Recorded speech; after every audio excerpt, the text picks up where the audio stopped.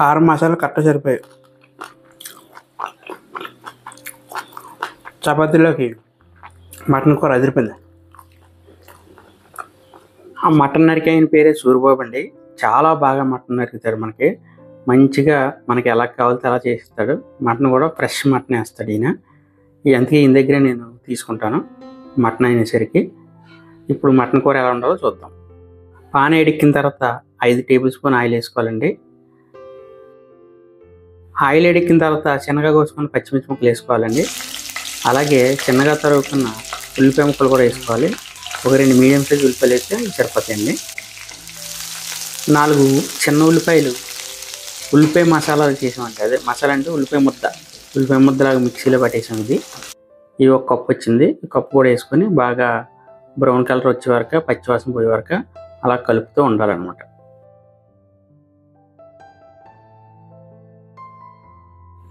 నాలుగు స్పూన్లు అల్లం వెల్లుల్లి పేస్ట్ కూడా వేసుకొని ఇది కూడా పచ్చివాసన పోయేలాగా అలా వేపుతూ ఉండాలండి.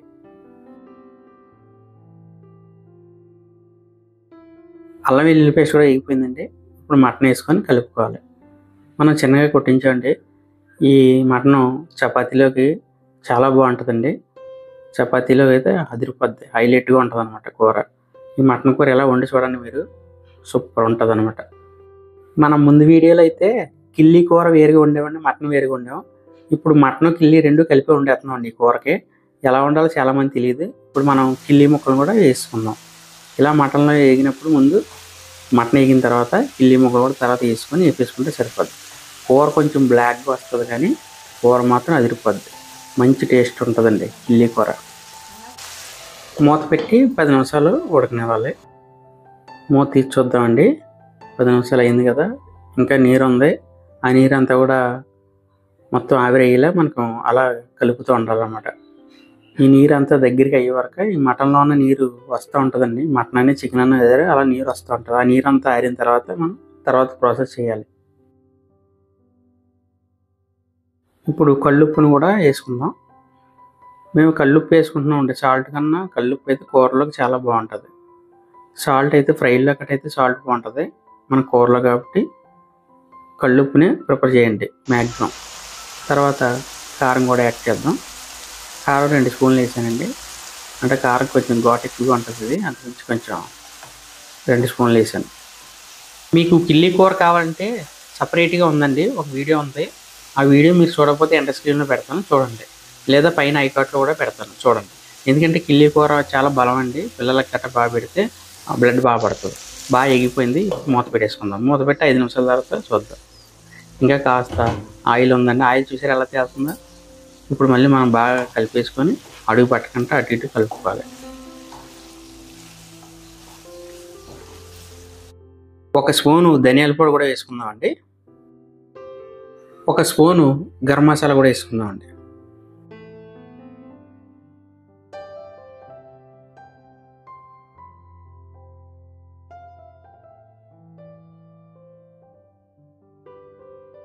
కాస్త కొత్తిమీర వేసుకొని వాటర్ని కూడా వేసుకుందామండి. ఓ 2 గ్లాసులు వాటర్ వేసుకుందామండి. ఎందుకంటే మటన్ బాగా ఉడకాలంటే మన కుక్కర్లో గట్రా వేయలేదు కాబట్టి వాటర్లోనే బాగా ఉడకాలి.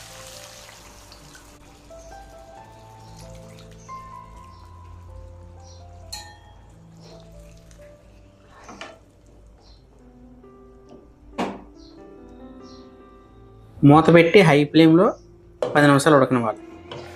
10 నిమిషాలు అయిందండి. ఇంకా మనకి నీరు ఉంది. అటు ఇటు కలిపేసుకొని ఇప్పుడు మళ్ళీ ఇంకొక 10 నిమిషాలు ఉడకాలి. ఎందుకంటే మన దగ్గర అవ్వాలి, చపాతీలో కదా మన కూర. మూత పెట్టి ఇంకొక 10 నిమిషాలు ఉడకనివ్వాలి. 10 నిమిషాలు అయిందండి. దగ్గరికి అయింది. ఇప్పుడు ఇంకా కాస్త దగ్గరికి అయ్యేలా కొంచెం అటు ఇటు కలిపేసుకుంటే సరిపోద్ది.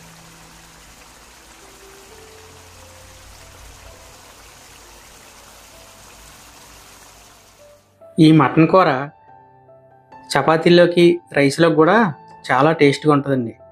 ఈ కూర మీరు ఎప్పుడైనా సరే ఇలా ఒకసారి ట్రై చేయండి, అదిరిపోద్ది అన్నమాట. ఇప్పుడు చపాతీలో తిందాం, నోరు ఊరిపోతుందండి.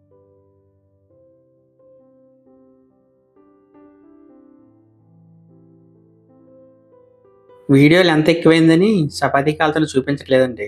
ఏదో ఒక చపాతీ కాల్చడం చూపిస్తాం అంతే.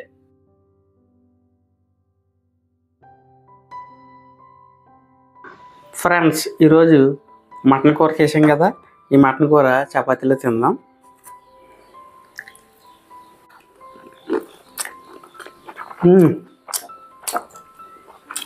అదిరిపోయిందండి.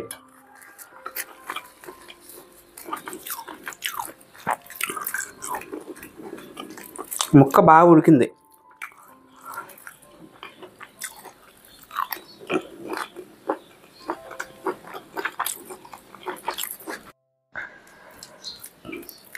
మసాలా ఘాటు బాగా తెలుస్తుందండి. మసాలా ఫ్లేవరు అదిరిపోయింది.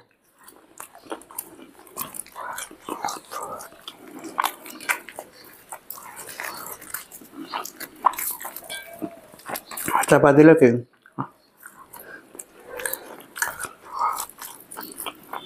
మటన్ ముక్క కూడా బాగా ఉడికింది.